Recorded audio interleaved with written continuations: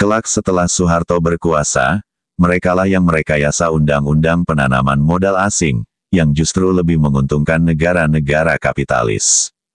Kita jangan terkagum-kagum pada proyek raksasa Freeport, karena dibuat dengan teknologi raksasa. Teknologi secanggih itu mereka lakukan adalah dengan tujuan untuk menguras habis isi perut Gunung Erzberg dan Gunung Grasberg selama jangka waktu kontrak.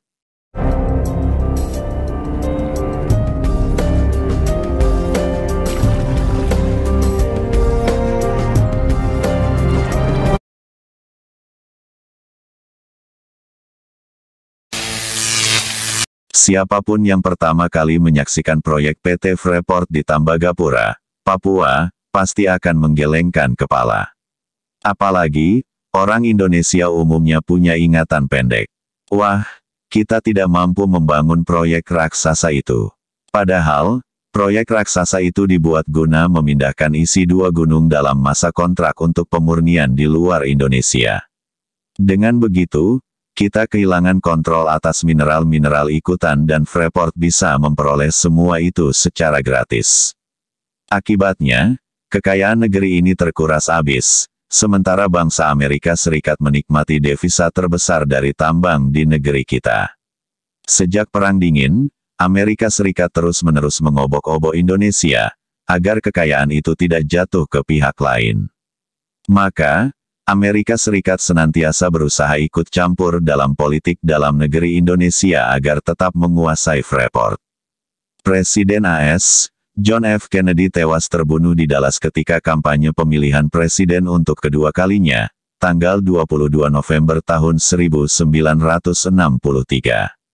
Presiden RI, Soekarno, tokoh dunia ketiga yang paling disegani kaum kapitalis di seantero dunia dengan sikap tanpa kompromi, dipaksa mengundurkan diri pada tanggal 23 Februari tahun 1967 karena terdesak oleh pengambil alihan kepemimpinan yang dilakukan Soeharto dengan bantuan CIA. Ternyata, kedua insiden ini memiliki benang merah. Belum sebulan setelah Soeharto resmi dilantik oleh MPRS, ia menandatangani kontrak pertambangan yang sangat merugikan bagi Republik dan bangsa ini. Jika Soekarno saat itu menuntut perusahaan pertambangan minyak Caltex untuk melakukan pembagian hasil pada Indonesia sebesar 60%, Soeharto setuju hanya diberi 9,6% dari tembaga. Akan halnya mineral lain, seperti emas, perak, dan 2 mineral lainnya lagi, gratis seluruhnya untuk Amerika Serikat. 3 dekade setelah kejatuhan Soekarno, Lisa Peace, seorang penulis kenamaan, menyelidiki kaitan peristiwa-peristiwa itu. Hasilnya dirangkum dalam tulisannya, John F. Kennedy, Soekarno, CIA, dan Freeport. Tulisan ini menjadi arsip penting di National Archive di Washington DC. Ternyata, Freeport merupakan pertambangan emas terbesar di dunia. Bukan tembaga, tulis Lisa Peace. Majalah Mining International melaporkan, Freeport bukan saja tambang emas terbesar, tetapi juga memiliki emas berkualitas terbaik di dunia. Dan, paling murah biaya operasionalnya. Sebagian kebesaran dan kemegahan Amerika Serikat sekarang ini adalah hasil perampokan resmi mereka atas gunung emas di Papua. Sebaliknya, bagi segelintir pejabat negeri ini, beberapa jenderal, dan para politisi busuk, Freeport memberi kenikmatan hidup. Mereka bergelimang harta dengan memiskinkan bangsa ini. Mereka ini tidak lebih baik dari seekor lintah, tulis Lisa Peace. Walau dominasi Freeport atas gunung emas di Papua dimulai sejak penandatanganan kontrak pada April tahun 1967, sebenarnya kiprahnya di negeri ini sudah dimulai beberapa tahun sebelumnya.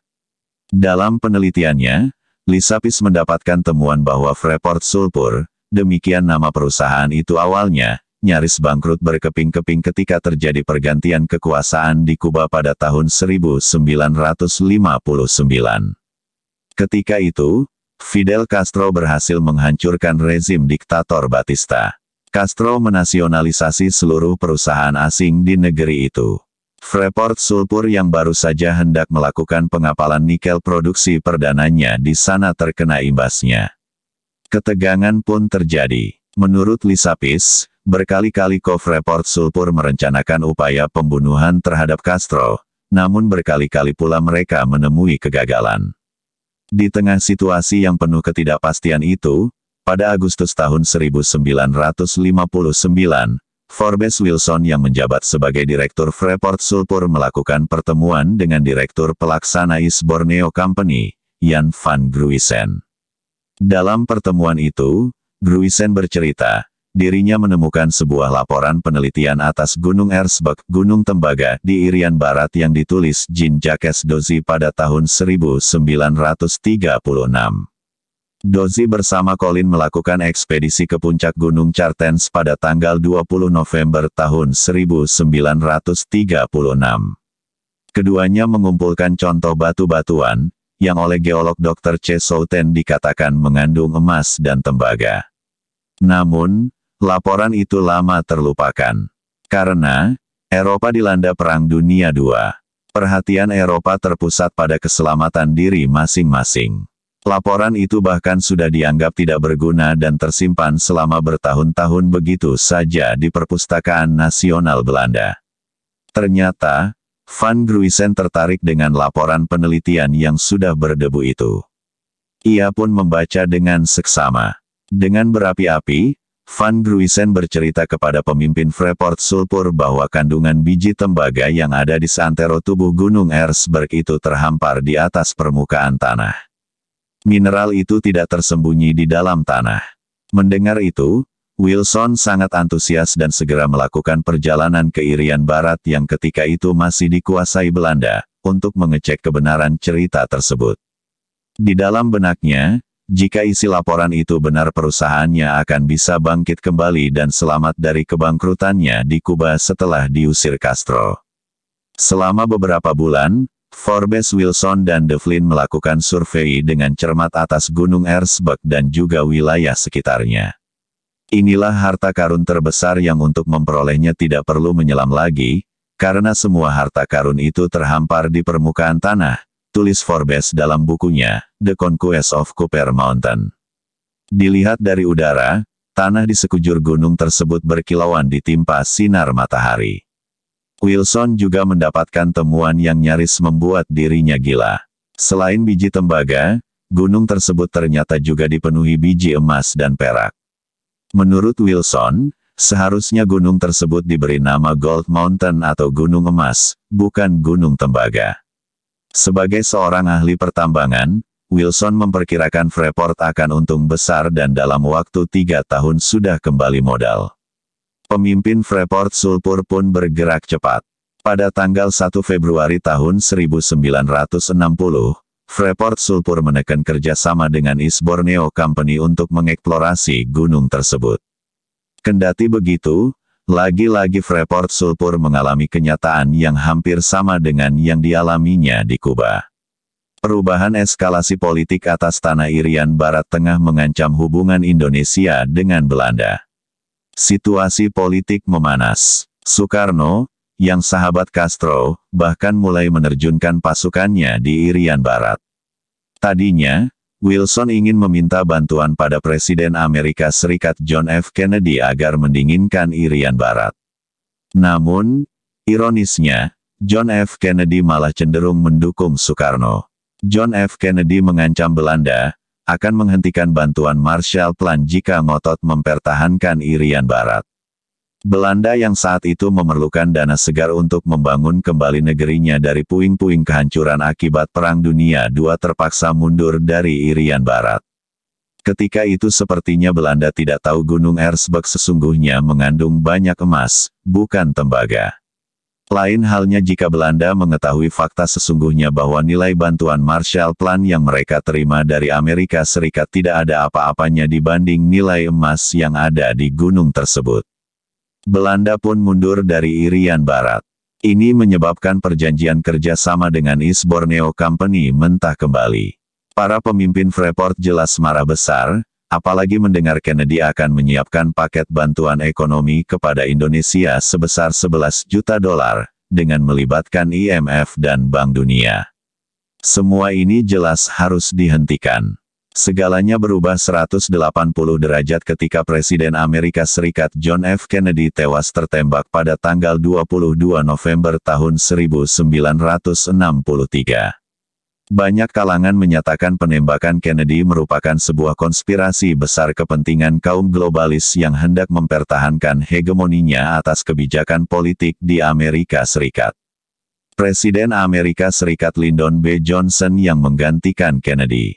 Johnson mengambil sikap yang bertolak belakang dengan pendahulunya. Ia malah mengurangi bantuan ekonomi kepada Indonesia, kecuali ke militernya.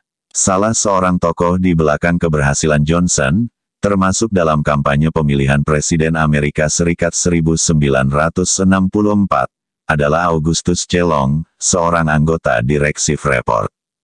Long dicurigai yang mendesain kejatuhan Soekarno. Long punya kepentingan besar atas Indonesia. Selain kaitannya dengan Freeport, Long juga memimpin Texaco, yang membawahi Caltex patungan dengan Standard Oil of California. Soekarno di tahun 1961 memutuskan kebijakan baru kontrak perminyakan yang mengharuskan 60% dari labanya diserahkan kepada pemerintah Indonesia. Caltex sebagai satu dari 3 operator perminyakan di Indonesia jelas sangat terpukul oleh kebijakan Soekarno itu. Dokumen CIA yang sudah dibuka untuk umum beberapa tahun lalu membuktikan, Augustus C. Long sangat marah kepada Soekarno dan amat berkepentingan agar orang ini, Soekarno, disingkirkan secepatnya. Mungkin suatu kebetulan yang menguntungkan Long. Ia juga aktif di Presbyterian Hospital di New York dan dia pernah 2 tahun menjadi presidennya, tahun 1961 sampai tahun 1962. Sudah bukan rahasia umum lagi jika tempat itu merupakan simpul pertemuan para tokoh CIA. Lisapis dengan cermat menelusuri riwayat kehidupan Long antara tahun 1964 sampai tahun 1970. Long pensiun sementara sebagai pemimpin Texaco. Apa saja yang dilakukan orang ini dalam masa itu yang di Indonesia dikenal sebagai masa yang krusial. PIS mendapatkan data, pada Maret tahun 1965, Augustus C. Long terpilih sebagai Direktur Chemical Bank, salah satu perusahaan Rockefeller. Augustus Long diangkat menjadi anggota Dewan Penasihat Intelijen Kepresidenan Amerika Serikat untuk masalah luar negeri. Badan ini memiliki pengaruh sangat besar untuk menentukan operasi rahasia Amerika Serikat di negara-negara tertentu. Long diyakini salah satu tokoh yang merancang kudeta terhadap Soekarno, yang dilakukan Amerika Serikat dengan menggerakkan sejumlah perwira angkatan darat yang disebut sebagai Our Local Army Friend. Lihat dokumen CIA 1965. Sebuah telegram rahasia Cinpak 342, tanggal 21 Januari tahun 1965, pukul 21.48, yang menyatakan, kelompok Jenderal Soeharto akan mendesak Angkatan Darat agar mengambil alih kekuasaan tanpa menunggu Soekarno berhalangan tetap. Mantan pejabat CIA, Ralph M. Siggy, juga pernah bersaksi jika hal itu benar adanya. Awal November tahun 1965, 1 bulan setelah tragedi terbunuhnya sejumlah perwira loyalis Soekarno, Forbes Wilson mendapat telepon dari Ketua Dewan Direktur Freeport, Langdon Williams, yang menanyakan apakah Freeport sudah siap mengeksplorasi gunung emas di Irian Barat. Wilson jelas kaget. Ketika itu Soekarno masih sah sebagai Presiden Indonesia bahkan hingga 1967.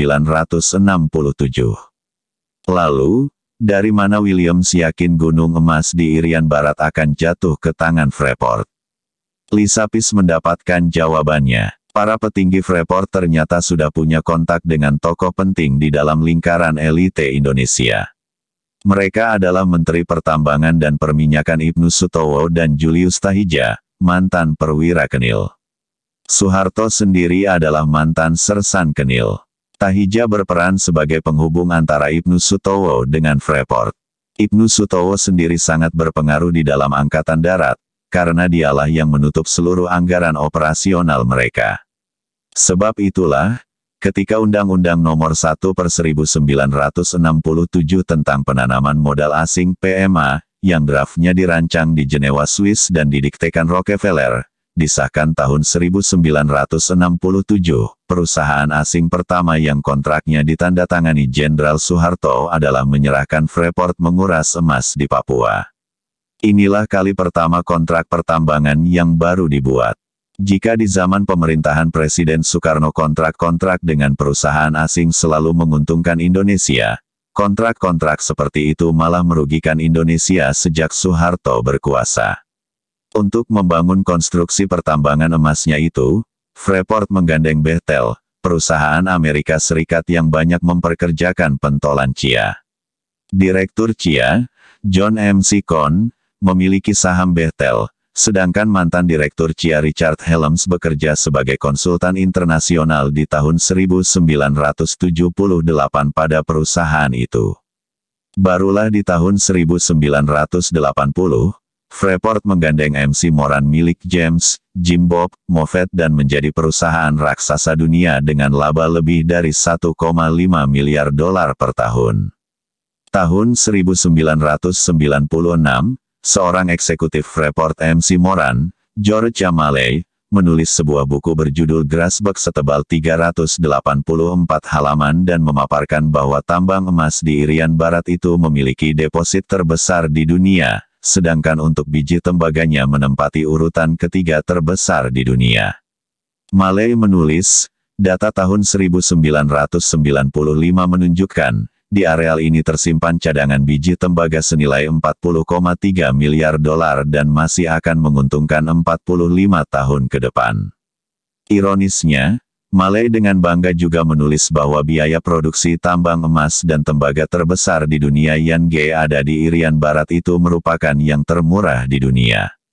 Jadi, istilah kota Tembagapura itu sebenarnya menyesatkan dan salah. Seharusnya Emaspura, karena gunung tersebut memang gunung emas. Walau juga mengandung tembaga, tapi emas jauh lebih banyak. Soeharto sendiri dalam kunjungannya ke Timika di tahun 1968 serta-merta memberi nama kota tempat kompleks pertambangan itu dengan nama Tembagapura, karena memang dia termasuk penguasa yang tidak tahu bahwa di sana lebih banyak emas daripada tembaga. Freeport sama sekali tidak mau kehilangan emasnya itu, walau sedikit pun. Karena itulah Freeport membangun pipa-pipa raksasa dan kuat dari Grasberg ke Tembagapura sepanjang 100 km langsung menuju ke Laut Arafura, tempat telah menunggu kapal-kapal besar yang akan mengangkut emas dan tembaga itu ke Amerika Serikat. Sungguh-sungguh suatu perampokan besar, tulis Peace. Perampokan yang direstui oleh pemerintah Indonesia sampai sekarang. Sementara ini diperkirakan Gunung Grasberg dan Erzberg masih menyimpan 18 juta ton cadangan tembaga dan 1.430 ton cadangan emas. Di lokasi Erzberg dari tahun-tahun 1973 sampai tahun 1994 diperkirakan 2,5 miliar ton emas, jauh lebih banyak daripada tembaga. Kegiatan di Freeport yang mengabaikan hak tradisional suku Amungme adalah pelanggaran hak asasi manusia berat dengan kekerasan.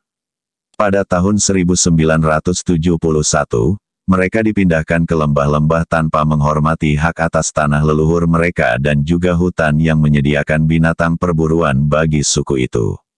Tampaknya, gunung salju yang dicatat Kapten Jan Chartens, pelayar Belanda yang mencatat dalam logbooknya pada tanggal 16 Februari tahun 1623, telah membawa bencana bagi kehidupan masyarakat Papua, terutama bagi suku Amungme, pemilik asli gunung emas itu.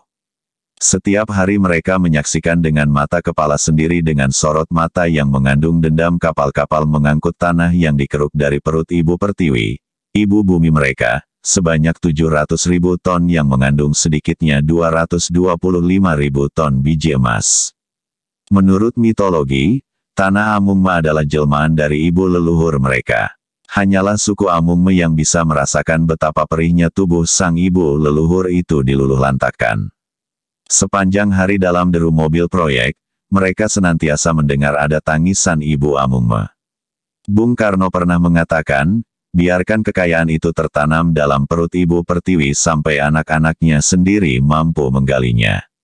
Dalam tulisannya jauh sebelum merdeka, Bung Karno mengingatkan, kaum kapitalis akan datang kembali ke negeri ini dengan berbagai cara untuk menguras kekayaan bangsa Indonesia. Karena itu, lebih dari 5.000 pemuda disekolahkan ke luar negeri, termasuk mantan Presiden RI B.J. Habibie. Sementara itu, Chia berkejaran dengan waktu agar proyek mereka, sarjana-sarjana dalam sindikat Berkeley, lebih dulu kembali untuk mengatur politik ekonomi di tanah Indonesia. Kelak setelah Soeharto berkuasa, merekalah yang merekayasa undang-undang penanaman modal asing, yang justru lebih menguntungkan negara-negara kapitalis. Kita jangan terkagum-kagum pada proyek raksasa Freeport, karena dibuat dengan teknologi raksasa. Teknologi secanggih itu mereka lakukan adalah dengan tujuan untuk menguras habis isi perut Gunung Erzberg dan Gunung Grasberg selama jangka waktu kontrak. Tentu berbeda apabila bangsa kita yang mengeksploitasi sendiri emas dan tembaga di sana, semestinya terukur sesuai dengan kebutuhan APBN kita setiap tahun. Dengan demikian kita pun akan menguasai mineral ikutan lain yang juga mahal dan terutama tidak merusak sama sekali alam Papua dan pasti tidak mengabaikan kepentingan suku Amungme. Siapa bilang kita tidak bisa mengelola Erzberg dan kekayaan negeri kita sendiri? Lihatlah buku The Golden World. Sampul buku itu adalah mahkota Raja Ngada, Flores, Nusa Tenggara Timur, yang dibuat oleh para perajin dari Pulau Ndao, Kabupaten Rotendao. Profesor James Fox dalam sebuah penelitiannya membenarkan keahlian masyarakat di Pulau Ndao. Mereka belum dianggap dewasa apabila belum mampu membuat perhiasan dari emas. Kenyataan itu membuktikan, kita mampu mengolah emas kita sendiri, meski tanpa teknologi secanggih Freeport. Terukur sesuai kebutuhan dan bisa menyejahterakan anak negeri ini sepanjang negeri ini masih ada. Soekarno pada masanya bisa melakukan itu. Fidel Castro, dan kemudian pemimpin negara-negara Amerika Latin, juga mampu mengusir kaum kapitalis. Lalu, mengapa kita tidak bisa? Terima kasih.